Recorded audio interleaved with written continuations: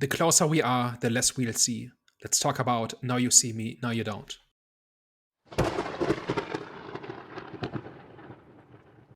Hello, everyone. Welcome back. We are back, the Out of Stone podcast. So today we're going to be discussing or debating Now You See Me, Now You Don't. But before we get into that, you already know what time it is. Movie recommendation time. So, guys, who wants to go first? I don't even think this is a real recommendation, but I tried to get into the new Stranger Things chapter 5, and this is not even a recommendation. This is kind of just like the only thing that I watched in the past week.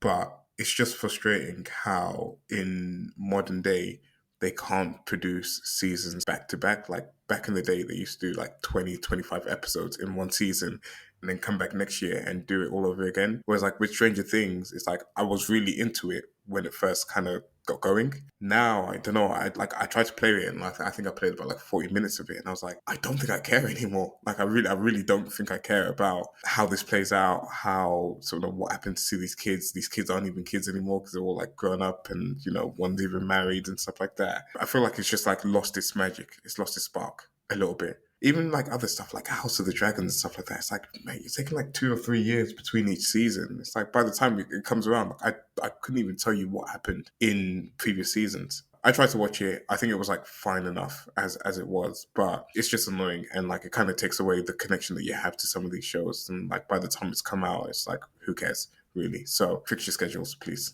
Because none, like the worst thing is, sorry, one more piece. The worst thing is like none of these like actors really became breakout stars, apart from like Millie Bobby Brown, who kind of almost like threatened to, but didn't really go anywhere crazy with their career. None of them are like really big stars that are like in big movies consistently. And I know some of them have done certain things, but it's like align people's schedules. Like this is like I don't know, man. I don't know. It's just annoying, man. I'd really like to have somebody who knows this stuff explain to me why you can't make 6 episodes a year. Do shorter seasons by all means, but why can't you make one per year? Like, why is that so impossible? One thing I've heard is that like the quality standards are just that much higher that you just outright can't do it. And I don't know that I really believe that. Like if you made a show the way people did 15, 20 years ago, audiences would not accept them because they're just used to movie level quality. And that might go towards explaining it. I just don't know that that's true. I'm a little bit at a loss, and that's mostly because I don't really know how the production works. I really only care about the final product. But I'd really like somebody to sit me down and explain to me why it is, in fact, not possible to do a season a year. Yeah, and if you're talking about like the effects and stuff like that, I can maybe hear it for like a House of the Dragon where you got have to do a dragon or like Stranger Things, etc. But it's like all seasons, even just like regular one. Like say, what was the one that we watched that I watched this year? The Jackal came out this year. Yeah. No real talk of a season 2 coming out next year, and it's like that one was just a sniper that was like going around contract killing, etc. Maybe a few different exotic locations, but why couldn't you produce that on a yearly basis? Because you're not doing anything crazy with like the effects or anything like that. You just need to, I don't know, better align people's schedules and stuff like that. It kind of turned from being a recommendation to just like a bit of a mini rant on how seasons are being produced currently. Writers used to write around these limitations, right? Where, like, if you watch like sci-fi shows from like 20 years ago, they have plenty of effects, right? And they're not good by today's standards, but that's because that's what the technology was able to do back then. And they would make bottle episodes, like where characters are just in a room talking for 40 minutes. They would make clip shows where they would reuse footage. They would build the plot around the need to recap stuff and all of that. And maybe in the streaming age, maybe audiences would not accept that anymore. But ultimately, you just need actors in a room. That's ultimately what you need to make an episode of television. You don't need to show the dragons in every episode of House of the Dragon, right? That wasn't the case in Game of Thrones, and it's not the case now. Just show them 2-3 times per season, and in between you have just characters and costumes. And it seems to me like that should be possible. Do you think maybe they're waiting and watching, as in like seeing what works with other series that are coming out during the years and then implementing some of those ideas into Stranger Things? Because I'm saying this because Netflix, they're known to take very long with like, their popular series. Not a lot, not all of them, but a lot of them. So that's just a thought. I'd be really curious to know how many people actually come back and actually really get into this, because I think Stranger Things is, if not the biggest, I don't know if like Squid Games kind of overtook it, but was like the biggest thing that Netflix had produced TV show wise. And I'd be really curious to know the numbers of like people that actually came back to finish off the final season, and how many people actually stick around for the whole season or like feel the way that I did, where I watched it, and it went from being a show that I had to tune into and I wanted to watch every episode to I'll catch it whenever I catch it. Like whenever I actually like can be bothered to catch it, I'll catch it. It was an event back in 2016 or whenever it was, right? It was one of the first big successes of Netflix with their original programming. And everybody talked about it. It was like, in terms of people, like in terms of profile, it was similar to Game of Thrones in the sense that everybody watched it, everybody paid attention to it, everybody caught up with the news episode. And then I think they lost me somewhere around season 3, where I just could not care anymore. And I don't need the hype, right? I just need a good story. And like it felt like they ran out of story after a season and a half. Yeah, there was like some low points in there. And the worst thing is I can't even remember it. I couldn't even tell you what happened in season 3. I've been watching the It series lately, so it's kind of making me want to watch Stranger Things now, because I've always had like a pet peeve of watching kids in like a horror genre. I just can't get into it, but it is pretty good so far. So Stranger Things, I think I'm going to get into it soon. So my recommendations to Netflix series is a quick one. One is a South African series called The Bad Influencer, and the second one is a Netflix series called The Last Samurai Standing.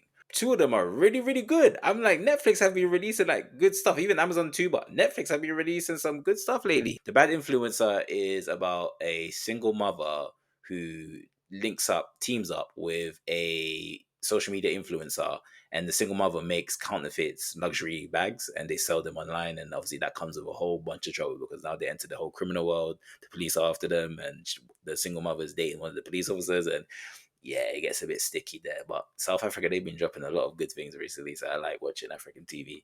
The Last Samurai Standing is actually, I've only seen one episode, but I know it's for me because it gives off kind of like, it's got that kind of Hunger Games type of, because it's like a deadly competition, and they're like, things like 290 something former samurais compete in a deadly competition called Kudoku, I think. And obviously the cash prize, obviously there's a cash prize to it. And obviously there are stakes, personal stories with certain characters. I wasn't expecting this type of story for the timeline and the environment and the setting. So I was like, okay, mixing the two is pretty good. I don't know if there's any truth to the story. If I'm sure this is fictional, but I don't think there was any deadly competition back in in history, in Japanese history. So it's pretty cool that they've implemented this type of storyline within that time. I mean, Europe had tourneys, right, where knights would practice combat skills during times of peace, right? So it sounds like it's a bit like that, but for samurai? Yeah, but at the same time, it gives off like I said, deadly competition. So it gives off like Running Man / Hunger Games type of vibe, rather than historical comparisons. Okay, so it's samurai kind of doing this sport kind of thing that It's not ends even up a getting sport. killed. It's like literally a competition, a cash prize competition. And it's like they're former samurais, and obviously the aim is to kill each other and to reach a certain point. Like they have to go through Japan, and they have to collect necklaces of each person that they kill and each location that you arrive. So the only way you can pass through certain points is by having certain amount of necklaces. So for example, you reach point B requires 3 necklaces, point B requires 5, etc., etc. Okay, I see. Pretty good. I would recommend you guys to watch it. All right, I rewatched a movie that I've seen a few times and that I always kind of enjoy watching. It's called Adult World. So it's the story of a 22-year-old literature student who wants to be a poet and kind of washes out of university because she can no longer afford it. And so she takes a job in an adult store kind of just to pay the bills. That experience combined with her realization that she's not in fact going to be a world famous poet kind of forces her to grow up and kind of face realities.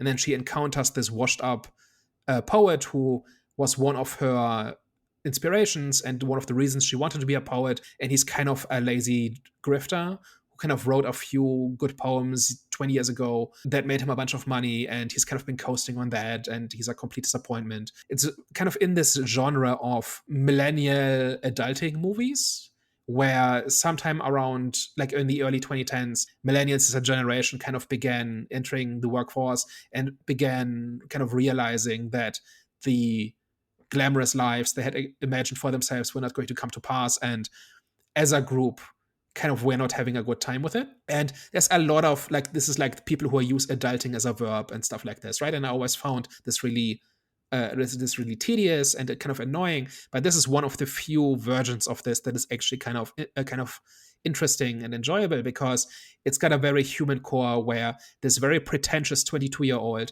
has to grow up very quickly and kind of has to learn how the world really works and has to come to terms with her own limitations.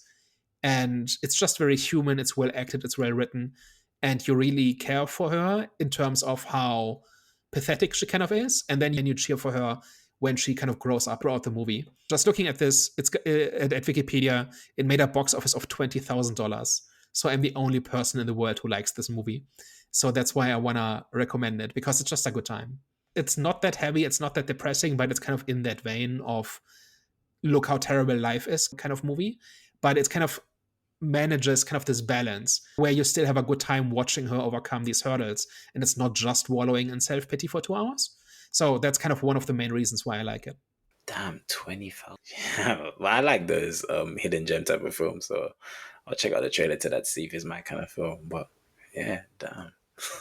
And I don't even know why. I don't know if it kind of didn't get a proper cinema release or if it just bombed that hard. But I think it deserves better than that. All right, guys. Well, it's time for the main event. Now you see me, now you don't. Danny G, can you please give us your wonderful synopsises? Now You See Me, Now You Don't is the third entry in the Now You See Me series of heist movies, which follows the story of these 3 young magicians who are kind of trying to follow in the footsteps of the original Horsemen, the protagonists of the first 2 movies, who have not really been seen in 10 years. Their exploits kind of draw the attention of one of the remaining Horsemen, who reveals to them that he's on a mission from the Eye, which is this secret organization of magicians, to take down this South African diamond mining company with their help. And it kind of turns into this intergenerational team up of magicians to take on this evil mining company. And the plot kind of unfolds from there.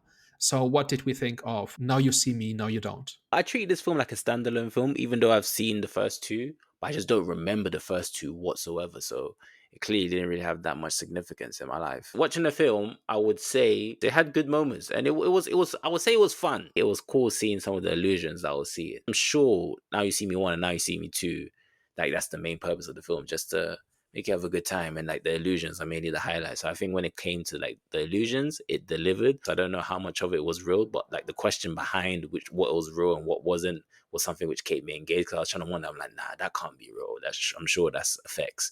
And there's some others where like, okay, maybe that is real. So that question made me more engaged in the film. So overall, I'd say it was cool. The chemistry, and I'd say the plot wasn't as threatening and high stakey as I wanted it to be. But overall, I had a cool experience with this one. I had a fun time. I don't know, there's like a few words that come to mind when thinking about this movie. One being cringe, and that's mainly at the dialogue. Some of the dialogue, I was like, I don't know, it just felt like quite dated, and it felt like quite old in terms of like how it was written. It was like it felt childish at times, some of like the dialogues and some of the interactions that the cast had in this. Like I wasn't vibing. Like I don't think I'm ever a fan of here's the old cast and like, you know, these are the new people that are going to take over, and you know they're like having to interact and like the old versus new and stuff like that. I was like, I hate it in most movies. This is no exception to that. It was just really grating to experience, and I think there was like better ways to kind of bring the cast back, as opposed to here's some new people that we need to kind of like train up. Like you could really find a better narrative reason for it. There were like some cool moments in there with like some of the cool tricks. I think specifically around the diamond, the first time I think they grab it, I think that's probably like one of the highlights. But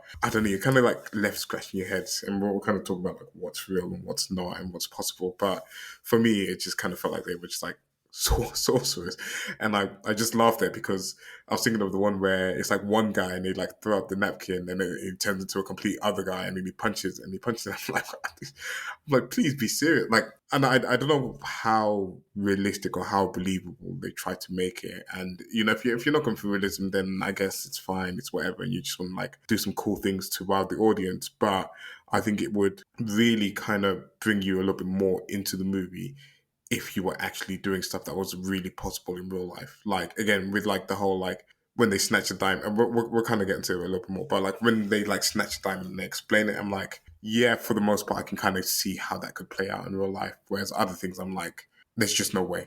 and it kind of takes away from it. Whereas if you kind of compare it to like a good heist movie where you kind of see how things play out and then they explain like how they actually did the heist. Like you think of like Ocean's 11 or something like that, where they explain how they did the heist and you're like, oh, that was like actually really clever and that actually could play out like that way and stuff like that. Sure, I need to watch that film, Ocean 11. Yeah, great film. I keep laughing because like I think about something and I'm like, that's just like the dumbest thing in the world, and like how did that get past the writing thing? But I don't know. I don't think this movies are meant to be taken that seriously, and I think if people find fun in it, then sure, I guess like I can see why you can like maybe like see the appeal of it, but when you actually think about some of the stuff that goes on, it's just so stupid and it's so dumb. And again, it did that whole thing of like old cast, new cast, and I honestly never vibe with that at all. And this is no exception. This is just not my cup of tea. It's not the worst movie in the world, but it's just not great. But Daniel's about to tell us why it's the worst movie of all time. It seems. Actually, it's a lot more mixed than that. I'm just curious. I'm not sure if you said it, but did you see the first two? I have seen the first two. Do I remember anything that happened in those movies? Absolutely not. Very forgettable. But you kind of knew what kind of movie it was. I do remember liking the first one. That's for sure. I can't remember the tricks and I can't remember the set pieces that I actually went into it. And I think the first one came out in 2013 where, completely different time. Yeah.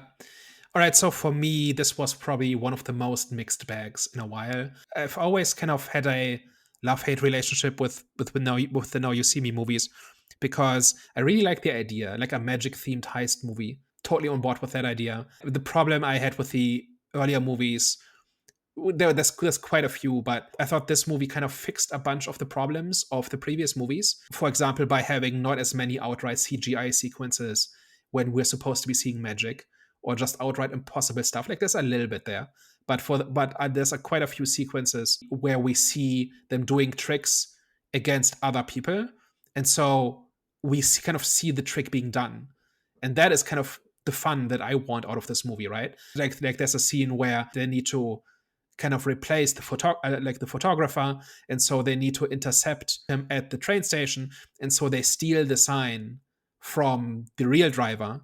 And we see them do the switch. They do a distraction and they switch out the signs and they pass on the sign to a second person and all of that, right? Using a lot of the same tricks that like pickpockets use and that magicians use, who use a lot of the same tricks and techniques, right? That's on the positive side, right? Where it does a little bit more of that. I think the writing is quite annoying in a lot of places. I think the movie fails to be about very much, where it could be about a whole bunch of different stuff, and it just ends up not being about much of anything. So it's really just a sequence of set pieces where we do some stuff that is sometimes cool and sometimes not so much. And then in the end, we have, as is tradition for this franchise, a nonsensical reveal that had no clues and no foreshadowing. That is just not something I'm really interested in. I don't think it makes for engaging viewing, and so it's quite mixed.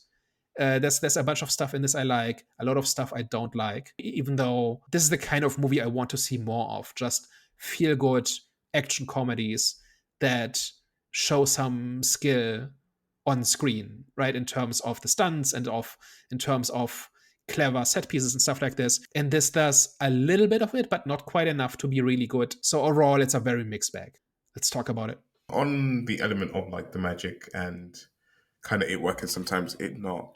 This is completely like a different type. But compare this to something like John Wick, where it's all about the action. Like everything about that movie is just about the stunt and like how well choreographed the stunts are and like how much effort they put into the stunts. And that's why like people love John Wick, because John Wick is one of those movies where it's on the narrative side of things, it's really loose and like it's not really about much of anything really. It's about a guy that like had his dog killed.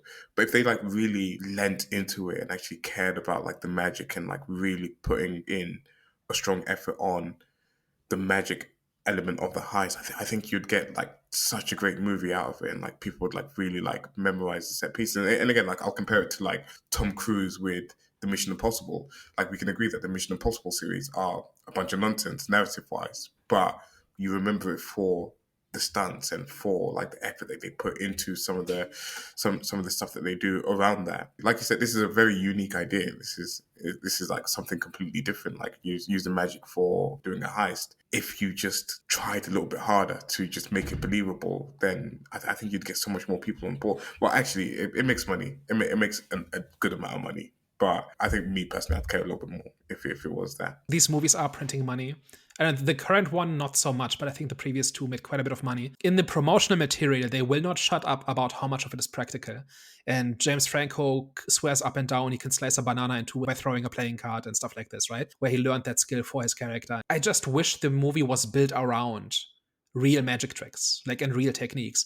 And they kind of reference them sometimes, but it's just too muddled, right? Like, so they talk about this whole thing about how magic is about distractions and it's about directing attention. If a magician is showing you something, like the classic rule of magic is, if the magician is showing you that there's nothing up their sleeve, then you know for a fact that the trick has nothing to do with the sleeves. It's something else, right?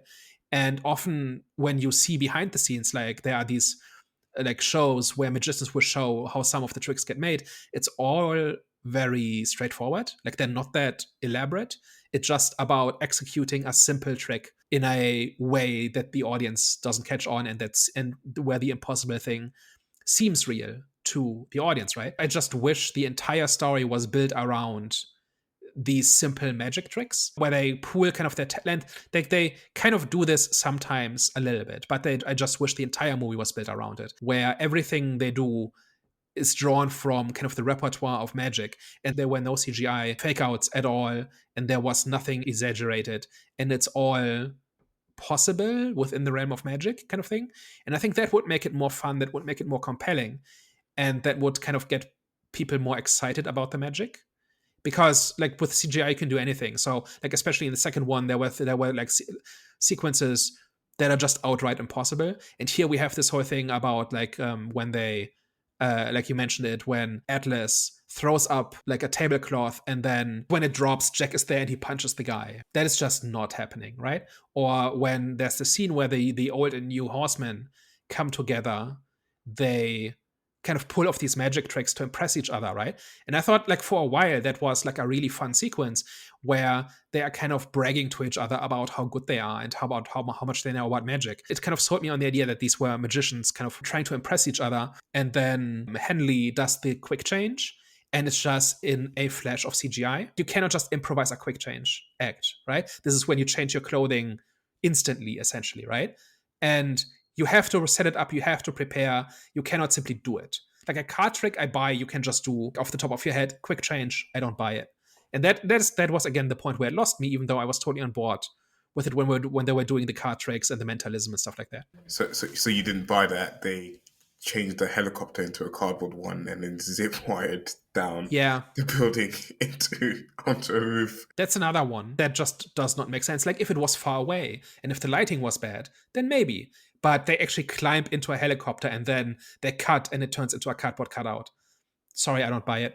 But then there's other stuff too, like when they actually steal the heart diamond and they do this whole thing where they pretend to steal it, but actually they stole it 2 scenes ago. And then they show you how they did it. And they did it by swapping the cases. So they could have walked away at that point, but they just had to brag. And they just had to deceive Veronica about how they did it, which is what magicians would do. It doesn't really make any sense. Like you already have the diamond, just run. Like they don't even know you stole it. Like the plot could be over at this point, but no, they have to show off. And I kind of believe that. And I think that is how the magic should be. Where like in the second movie, there's a scene where they have a microchip on a playing card and they're being searched by security guards and they're kind of passing the card from one person to the next with sleight of hand. And some of it is real sleight of hand. And some of it is just where they throw it and it kind of flies through the room around the metal detector. And it's very clearly just CGI. So from the beginning, these movies have not struck the balance of keeping it grounded enough so that it's still impressive.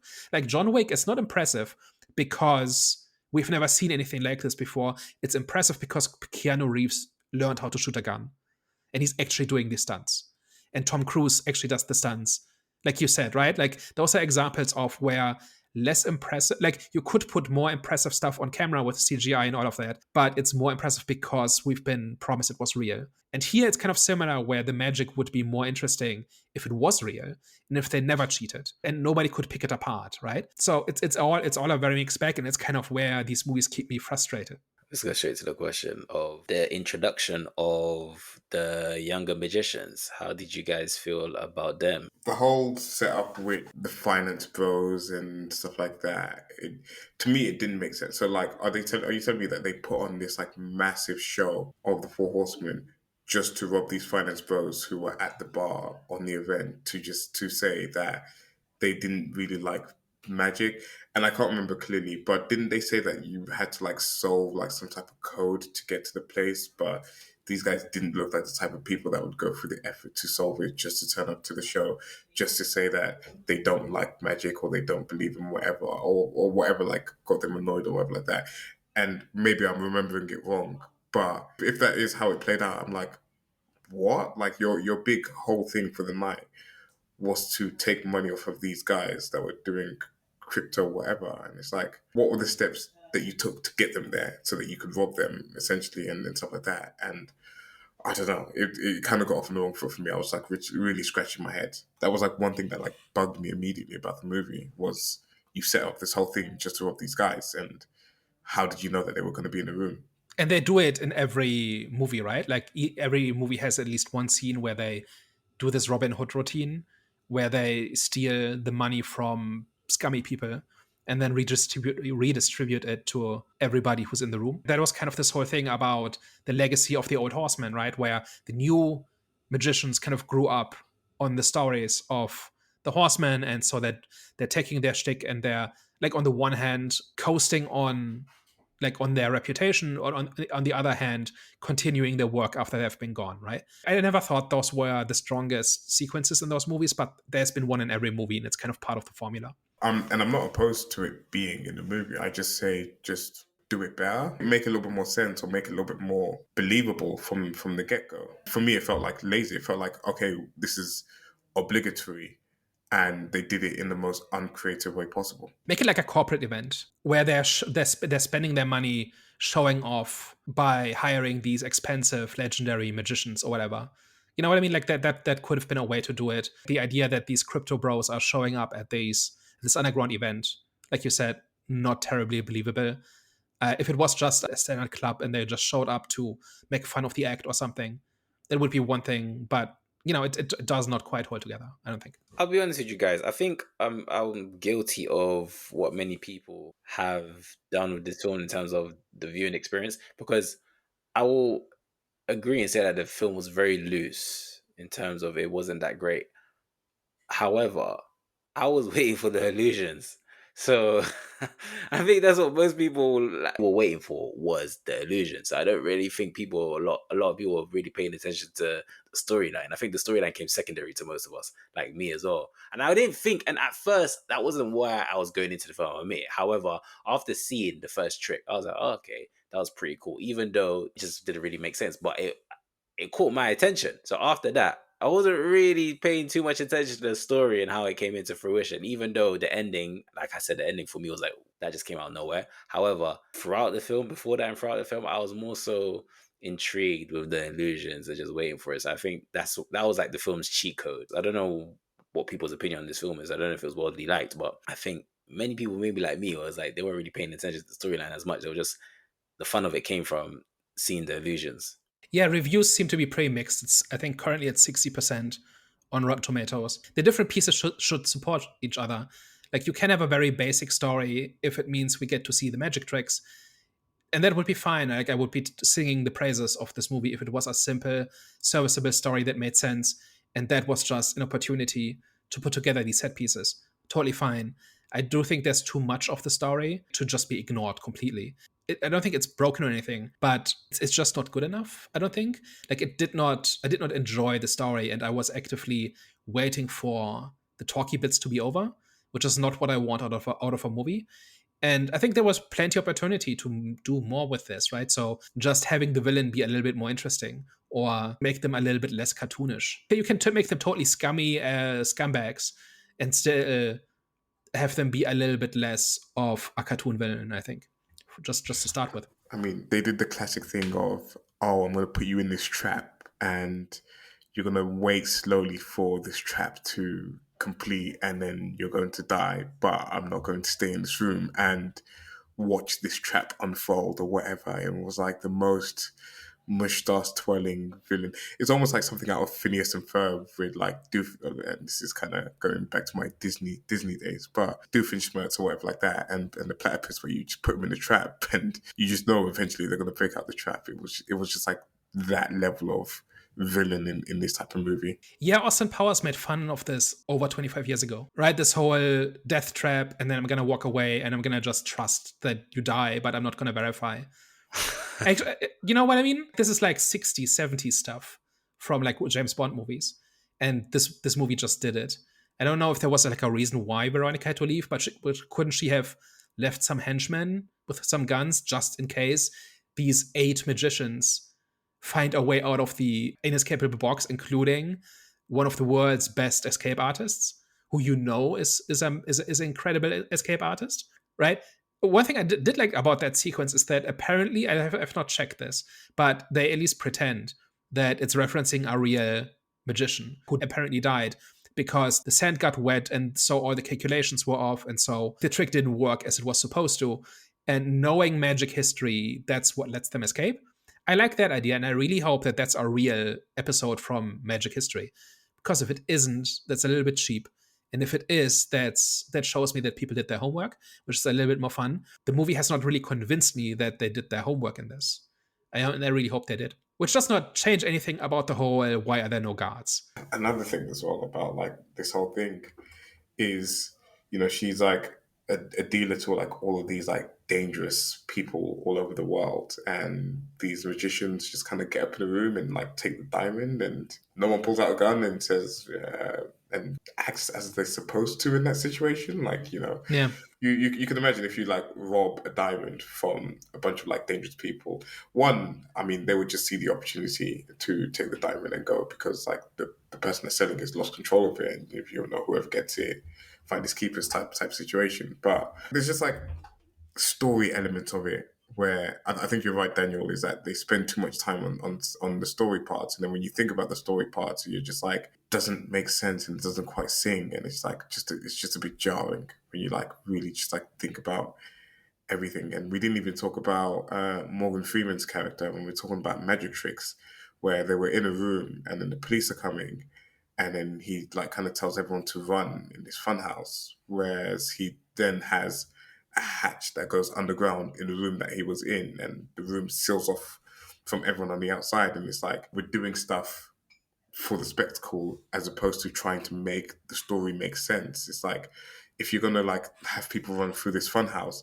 don't have a trap door in the room that everyone was just in that seals out from the outside, that gives them an infinite amount of time to escape and get away. So it's a bit dumb. In fairness, the police was breaking in, and the guy panicked when he shot Thaddeus. Like I'm saying everything before that is like, if they know that the police were coming, they know that the police were breaking in, the room that they were in, like, so Thaddeus seals the room with some of the police officers in there and then tries to pull off this dumbass magic trick. But if you really wanted to escape before that, you just seal the room off before the police even get anywhere close to it, and then you go down the hatch, and then nobody dies. Thaddeus doesn't die. Everyone escapes. Everybody stand here, activate trapdoor, they're gone in 3 seconds. Basically, yeah. And it's just like that type of logic where just play it differently, like have someone that they need to go and save or something like that, or someone like is left behind, maybe like everyone needs to go and try and find this person, or something where they need to leave the room, as opposed to everyone run away, but actually I have the trapdoor in this room. And there's a trapdoor. There has to be. There's probably 8 in that room. Yeah. No, but Thaddeus knows there's a trapdoor. Like, Thaddeus is the one that tells him to run away, and he knows that there's a trapdoor. So it's like, okay, man. But like the other characters don't immediately look to Thaddeus. Okay, show us where the trapdoor is. We know there's one. Yeah. I don't know if that's his like specialist in magic. I can't remember from the other. But they're literally in a magician's mansion, and everything they've interacted with so far has been magic related. Yeah. There's no question that there is a trapdoor somewhere in that room. Yeah, Anyway, yeah. I did like quite a bit in that magic thing, like when they fight the cops in that room with the warped perspective. It was kind of cool, or the rotating hallway and stuff like that, right? Like it did give us some neat set pieces, which is the part that I enjoyed the most. Nothing wrong with the set pieces at all. Like I think it was all great. It's just those like small details of getting to the set pieces where it just could have been tighter. It could have made a little bit more sense. But no, I agree, and I actually quite like the room of mirrors as well. I think I kind of like their little like side quest that they went on. Another thing that's completely wasted is the whole generational conflict thing, where you have the new generation and you have the old generation. The old generation is a lot more idealistic and passionate, and the young generation is a whole more jaded and unimpressed. And it gets referenced a whole bunch of times, right? Where Atlas, especially, is totally exasperated that the younger ones just are not impressed by what he can do and just by magic in general, which is again not quite true because especially Bosco, I think, is a total magic nerd, and it seems like, and which is kind of out of character with this whole Zoomers like don't care about anything kind of that idea, that whole idea that's in there. And there's another scene where somebody asks June, like, I'm sure you think we broke the world, and she just says, am I wrong? Like it's all very like there are all of these bits and pieces here where there's like this conflict between those two different generations and who look at the whole Robin Hood act differently, or who look at magic differently, or whatever. It's so much wasted potential where it could be about something, right? Like this could lead to interesting character moments, and it could lead to talking about something bigger than just the immediate plot. And I don't feel like it ever does. It stays at individual lines and a lot of annoying banter, right? This whole thing when they get to the Magic Mansion and there's kind of this pissing contest between Jack and June, right? About who can open the door quicker because they're both kind of puzzle people. Like I just rolled my eye at that, not because it was wrong, but because it was so bad and so basic. I will agree and say that I don't think the rivalry was there as much as I wanted it to be. I think it mainly came from the main two characters, but I think they could have added a bit more heftiness and more beef between the two groups, because it seemed like everyone else was kind of like gelling together. But it was just them two, and I think that was intentional. I think they didn't really want to make it into. I'm sure the creators they really want to make it into like a full blown beef between the two groups, because they still needed to coexist. But I still think I think they should have added a bit more beef amongst more members in the group rather than just the main two. Too much time is spent on it to just ignore it, but then it's not really taken to a place that's really all that interesting, right? Like you can imagine a bunch of stuff, and I don't even want to get into it, but there's just not much there, right? Ultimately, they're all part of the same team. They're all working towards the same goal, pretty much from the beginning. But there will be a lot of annoying banter in between. That is kind of a waste of time because it's just there to fill time. I think. Like, what if they are kind of rivals in the first half, and then they team up in the second half, for example? And there are character moments that bring you to that point. And the reason Veronica loses is because the new Horsemen and the old Horsemen learn to work together, even though initially they can't stand each other, or whatever. Or maybe the new Horsemen idolize the old ones, and then they have a bad experience, like a bad first experience with them when they actually meet, and that leads to bad blood, and that has to be overcome. Like it's not hard to put in a bit more character stuff in this that actually makes it interesting. And there's lots of heist movies where this is the case, where the team has to learn to live together, has to learn to work together. This is not all that outlandish, and I don't feel like it's really there. I feel like in these types of movies where you kind of have a legacy franchise, and I wouldn't say like Now You See Me is like super legacy, like something like Jurassic World, for example. But I feel like the struggle that they always have in this type of movie is trying to balance giving the audience enough of the characters that they already know, and also making you care about characters that you don't know, that they want you to care about to carry the franchise moving forward. Whereas, in a different type of movie, so if you see something like Creed, for example, where you got Stallone and Michael B. Jordan's character in it, Creed, in that movie, like the dynamic between old and young works because you're just focusing on the characters in the movie. You're focusing on what the dynamics would be like between those characters without caring about how do we make audiences accept a new sort of group of people that'll take the franchise over. And you like even like F1 that we watched earlier this year, where you got like Brad Pitt and sort of Damson Idris, for example. That's just like an example of like cocky youngster, old school like vet, and like they each have their issues, and eventually they have to like come together and work together to sort of kind of win in the end. And I don't know, it just seems like when you're trying to do it in a legacy movie, there's just too many stumbling blocks that you're trying to get over, where you just never really execute it as well as, and like a kind of just like a one-off movie. And you can do that if you have 2 or 3 main characters, right? Like in F1, both main characters get a lot of screen time, and some of the supporting characters as well, where you know exactly what they care about and why they don't get along, and why and what they learn from each other and all of that, right? With 8 main characters, it's a lot harder, especially if you have a lot of plot to get through and lots of set pieces, and the audience is really just there for the magic tricks and for the spectacle. I think that makes it really hard. And I think it could have been like if this whole thing had just been about Atlas and Bosco, for example. Pick a pair or 2 pairs or something like that, right? And have the theme of the movie play out in their interactions.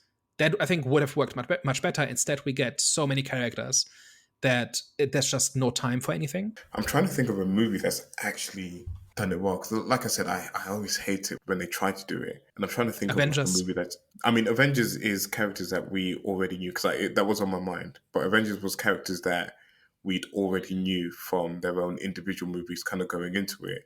And I was kind of more thinking of like when you're trying to introduce too many characters in one movie, and like, you know, I was thinking about like Mission Impossible, where they try to have like the whole like second crew of like the younger guys, and or like almost like second crew that could carry the franchise forward. It's like I didn't come away from that movie really caring about the newbies in that particular movie. Like off the top of my head, I can't think of a movie that's actually ever executed that well. It's difficult to do with a large cast, right? And typically only a couple of them get the spotlight, and everybody else gets a fairly basic characterization, right?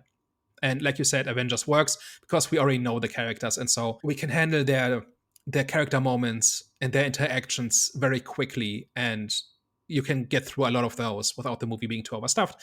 And obviously that doesn't work here because all the new Horsemen are completely new and we have to introduce them. Where it actually works is in The Boys, funny enough. The Boys and Gen V. And again, that's because the new characters were set up in a whole like spin-off show, and then were woven into the story of The Boys, so that when you then see the characters pop up, it actually works, and you kind of care about the new characters and the old characters because you've had a whole season of actually doing it. And I don't know whether I don't think you can kind of like replicate that in movie form for some of these legacy franchises that want new people to carry the franchise forward. But I don't know, that's just like one where I was like, okay, that actually worked for me. Yeah, if we're talking series, there's lots of them because you can just devote different episodes to different characters and you get to know them, and you have a lot of time to let these relationships breathe. And a movie has to be more focused. Maybe one way to do it would be that Charlie needs to learn something from every old horseman, and that's how he wins in the end, or something like that, right? Then you lose the twist because then it's clear that it's about him, and then the reveal that he's the lost brother gets lost maybe, or it gets a lot more difficult. I think just the basic format of this is broken, where they needed to figure out, okay, what is this actually about, and how do we engineer a story, and what's important, what isn't, and who do we focus on, and who is just in the background and stuff like that, right? Like, I think that entire thing is just ill-conceived because ultimately it's just supposed to be about the fun set pieces, I think. And we get some witty one-liners and we get some moments that kind of stand on their own. Like, I could get a decent amount of enjoyment out of Atlas being just annoyed with everybody and just trying to get the job done and all of that. Like, it's not all bad, right? But I think the big through line is missing. Another thing that this does a little bit weirdly is that it does not really follow the standard structure of a heist movie, right? Like in a heist movie, you assemble the team and you make a plan, and then the plan goes wrong, and then you have to improvise, and then it all works out in the end. Maybe with some setback or with some partial victory or something like that, right? And here, because the movie wants to be cleverer than you, that pulls off the illusion first and then cuts back to showing how it was done, right? And I don't know that necessarily makes it better. One of the things that makes this ring not very true is that a lot of it is very ad hoc and improvised, right? And we don't see them plan. In a lot of heist movies, a solid half of the movie is them just planning stuff and scoping out the environment and getting all the resources and setting the trap, and then they learn something that means the original plan doesn't work and now they have to amend it, and that creates problems in some other part of the plan and whatever. Like, that is the classical format of the heist story. And I wonder if these movies would be more compelling if they just stuck closer to that formula, as opposed to constantly trying to impress the audience with how smart they are and about how they pulled one over on us. Except, of course, they did, because it's a movie and it's not that hard to just not show us what we need to know to understand the trick before the reveal. If we saw them practice the scam, and so we know what's supposed to happen, and then we see it go wrong, and then we see them be resourceful enough to pull it off anyway, wouldn't that be more fun? The Ocean's 11's movies are like this. The Italian Job. like even Italian Job is another example of this, where they go through excruciating detail. There's a movie called Ronin, which is a bunch of mercenaries are trying to steal something from the Irish mob, I think. Even Fast and Furious go through this. I think I saw one of those once. I gotta sit down and watch them at some point. But yeah, like they those are heist movies too, right? Or at least some of them. Yeah. There's this entire genre, and making the plan is like the big part of it, right? Because magicians don't improvise, right? They practice over and over, and they want to be in complete control of the environment so that they can control what the audience sees and what they don't. And that is how they pull off the tricks. And here it's all very ad hoc, very by the seat of their pants. They're constantly improvising. Now that I think about it, and now that I'm saying it out loud, I think this is why I don't like these movies, because it does not feel smart. Like, I always thought they didn't feel smart enough, where it would be so much better if this was a little bit more thought through and a little bit more detail oriented and a little less by the seat of their pants. But I think this is why they don't work for me nearly as much as they should, is that we're not seeing them put in the work. We're only seeing the end result. And that's not that impressive. I can agree with that. I can't really talk too tough because, like I said, I'm guilty of just watching it for the illusions. So that's why it's mainly between you and Hervé. But yeah. I'm not sure this is just action spectacle with magic flavoring. If it was that, then I would say, okay, this is not quite what I want it to be, but this is still good. Or still, I can still get enjoyment out of this. But they constantly talk about the philosophy of magic. If you make something disappear, it always comes back. And the closer you are, the less you see. And they reference a whole bunch of magic lore and history and stuff like that, right? So they want to be smarter than just, hey, look at these flashy lights. And they don't want it to just be window dressing, but then it feels like they don't put in the work to make it actually work. And all they have to do is copy some, 30-year-old heist movies. Like, this doesn't even have to be just for magic fans. There's a middle path here. There's a formula for a reason with some of these movies. There's a formula because it's tried, it's tested, it works. It goes through the right story beats to get the right emotional engagement out of the audience to kind of bring them on board with the journey that the characters are going on. And yeah, I think you're right. It just kind of skips past that. So then when they actually do the whole big reveal of like, okay, ta-da, this was a magic trick, it doesn't feel as satisfying. And I don't know, maybe it's because of the magical element where, you want to see the magic and then you want to see behind the magic. But I don't know, I feel like because we're following these characters, it'd probably be better to see behind the magic first, or like how they would want to do it. And like you said, then on the fly be like, oh, this has gone wrong, but I can improvise and do this and save the trick, which I'm sure many great magicians have probably done in their time when they're like on stage performing something. It's not going to go right all the time, and you just have to like figure it out. And I totally buy that they're resourceful enough that if something goes wrong, they have a plan B, C, D, and D. And that's not out of the question. It doesn't all have to go right. And in fact, in almost all heist movies, it does go wrong, and then they have to improvise.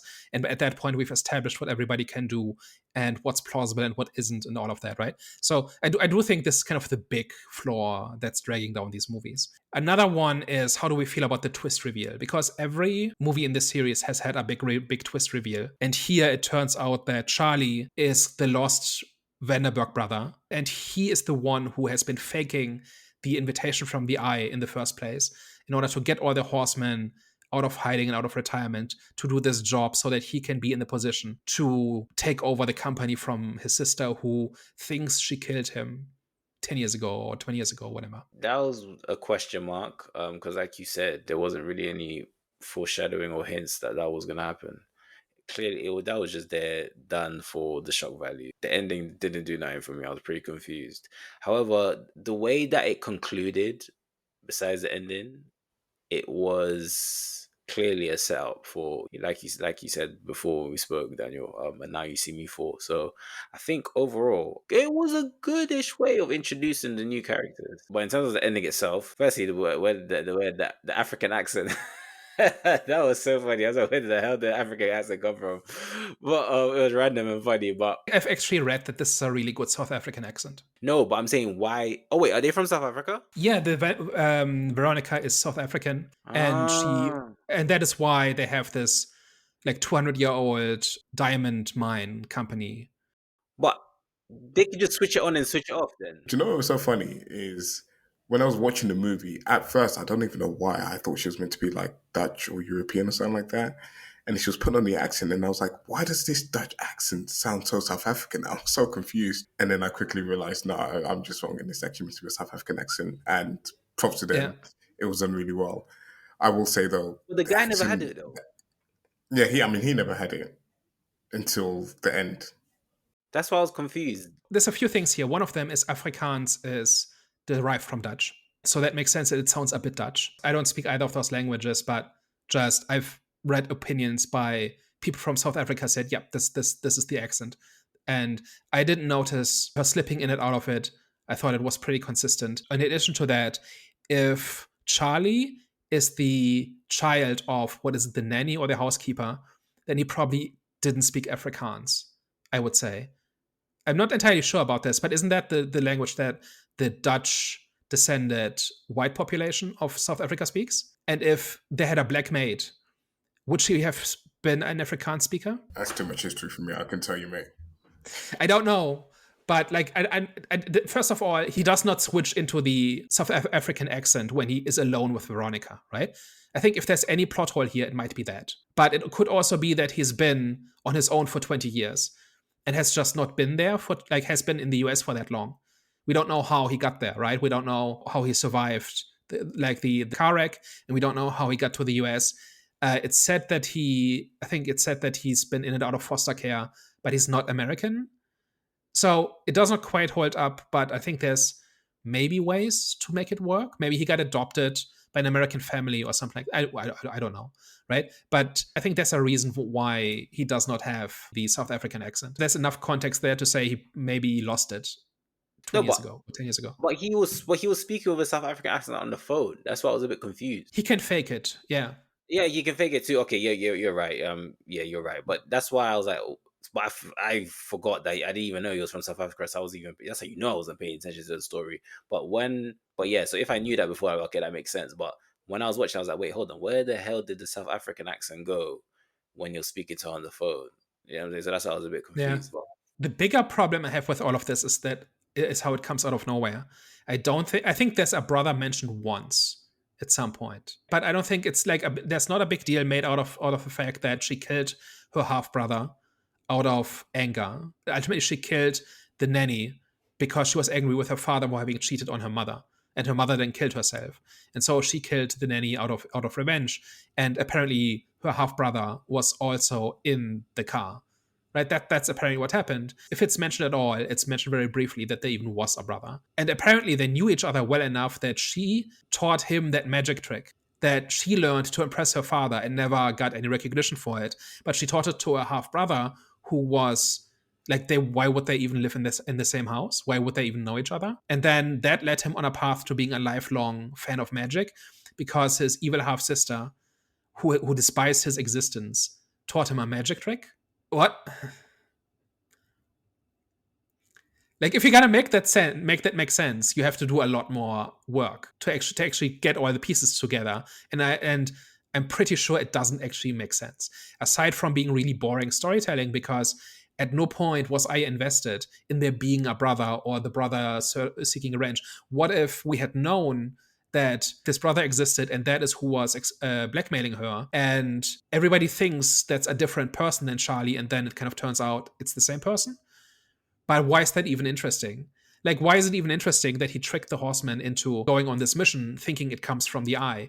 And does the Eye not have anything to say about this? Are they not protecting their reputation by going after anybody who pretends to be them or issues false missions? None of this makes any kind of sense. And the part that makes sense is not interesting. I think their intention was for the shock value to be that he's mixed race, so no one would have expected it. I guess it's the Jobs movie to make me care, and I didn't care about this. I was even surprised by why I had no idea why Charlie was suddenly pointing a gun at Veronica. I thought I missed something. I thought I had like fallen asleep and missed like 20 minutes of plot. Each of these movies has had their big twist in the end, and none of them have ever made any kind of sense. But I thought this kind of took the cake. And then everybody is kind of just fine with being manipulated in this family feud. Maybe this should have been one of those things where we find out at the 50% mark, and then the Horsemen have to decide whether or not to keep helping Charlie. Something like that. And shouldn't it matter for June and Bosco that their best friend, their only friend, has been lying to them and has been using them? Shouldn't they care? Weren't they involved? I thought they were. Were they in on it? Yeah, I think they were in it. Yeah. Okay, then I guess I missed that. And I think the reason why the Horsemen weren't offended is because everything's an illusion, isn't it? So remember when they were kind of like, Well, the danger is real. They should. Sorry, the danger's real. No, sorry. The arrests are real. No, not just the arrest. Their person died. The guy, Thaddeus died. Thaddeus died because of everything that was going on. I get what you're saying, but I Probably. mean, but like the competition, like the scene where they're trying to, like, where they're all competing with each other in terms of like who's the best musician. So they kind of, so at the end, it falls into that because like, oh, damn, we got like, we got not played, but this was like a whole illusion in a way. And they kind of like, Maybe they respect him for being able to pull it off. But then that has to be discussed. But like, are we not going past it? But like, Thaddeus died. Like, imagine someone tricks you to be part of something, and then one of your like mentors or whoever Thaddeus was sitting, because I can't remember the other movies, dies on this like escapade that they're on because you got tricked into being part of it. Surely you'd be like, what the hell? Like, you'd be like a little bit more pissed off than that. But I mean, everything's hunky dory by the end of the movie, and it's all happy days, and they're all drinking non-alcoholic drinks or whatever the hell they were drinking at the end of the movie. And That's because Merritt is a recovering alcoholic. oh, okay, so he He's an wasn't alcoholic in the earlier movies, so that's why they got him to drink this juice. Okay. It's totally not product placement. He has an idea. What if the death of Thaddeus is what makes Charlie come clean? Because that's where it gets real. At that point, it's not a game anymore. And now he has to confess that he's been using them and it's gone horribly wrong, but it's still a good thing to do. Wouldn't that have been something? Yeah, I can see that because it also does kind of like add sentiment. I don't think that's is that the right term to use? Drama, pathos. Yeah, it just adds that personal connection to the high stake. Yeah. It's all very floaty. It's all very fast paced. It's all kind of missing kind of the drama that you kind of need in a movie like this to actually make it sing. Like, it can't just be fun and games. Okay, so last thoughts. Let me just end this up by saying, okay, so for me, you already know my confession, so I'll say I had a funnish time. I had a fun time. And of course, it's not a memorable film. I'm going to forget this film like I forgot the other two. But for what it's worth, just for the moment, I had a funnish moment. So overall, I'm going to give this film a 6.5 out of 10. For me, I think from this discussion, it's kind of just made me realize how lazy a lot of it is in terms of like the writing and the story around it, and like how they kind of built things up. And I'm the type of person, you can't just like wow me with the spectacle, you can't just wow me with the action unless you're going to the extreme with it, and you're doing it to a really high standard where you kind of have to like garner the respect of the audience, aka a John Wick or a kind of Mission Impossible type situation. In all other instances, it's more of a beekeeper, and you can kind of go back and check out a review of the beekeeper on that one. It felt quite lazy. It felt a case of we just need to get to these things, and it's like we're gonna get there by any means, and it doesn't really care, and there's like no real thought put behind it, and it's like it doesn't take too long to just like really try to like connect. Like, you've got the pieces there. You just have to like connect it in a little bit more of a smarter way, and like take a little bit of time to think about how you've just connected it and be like, does that make sense? Try it again. For that reason, it was like extremely disappointing. If you don't care, why do you want me to care about it? Type of movie. So I'll give it a 4 out of 10. And that's not to say it's like the worst movie in the world. I'm sure people are going out, people are like enjoying it, people aren't enjoying it. It's a flip of a coin, it seems. So I don't know. Other people might enjoy it, but for me, it's just crap. So 4 out of 10. Yeah, this does a lot of stuff I like. I like the lighthearted action comedy. I like the idea of a magic themed heist. It's just, it first falls flat on story and character, and it puts, I think, too much effort into the wrong thing. Where if you spend a little less time perfecting those card tricks and a little bit more time making the story sing, like, you can do both, right? But if I think the effort goes into the wrong thing, and as a result, it's not like, I'm definitely not going to watch this again because I don't think there's enough there to be really interesting. And this is not the kind of movie where the big reveal is enhanced or enhances the rewatch, because there's no clues. I don't think there's no setup for it. There's no build up to it. That just makes me shrug. I didn't care for the big reveals in the previous movies. Didn't care about this one. It's not hard to see how this could have been something more interesting. They kind of touch on various ideas here and there, never develop any of them. The movie never becomes about any of them. And so for that reason, that's just a 5 out of 9. It's not terrible, and I didn't hate having to have seen it, but I'm also not happy I saw it, and I'm also not looking forward to the next one. That's the bottom line. All right, guys. Thank you very much for tuning into today's episode. If you reach this part of the episode, as always, we appreciate you. We appreciate you pressing play on this episode and any other that you've listened to previously. And as always, if you liked what you heard today and you enjoyed our discussion, you should probably tell a friend. And if you hated this and you thought we were chatting a bunch of nonsense, no, you don't. We are the App That's On podcast. That was a good one. Hi, guys. We'll catch you next time. Au revoir. Ciao. Bye bye.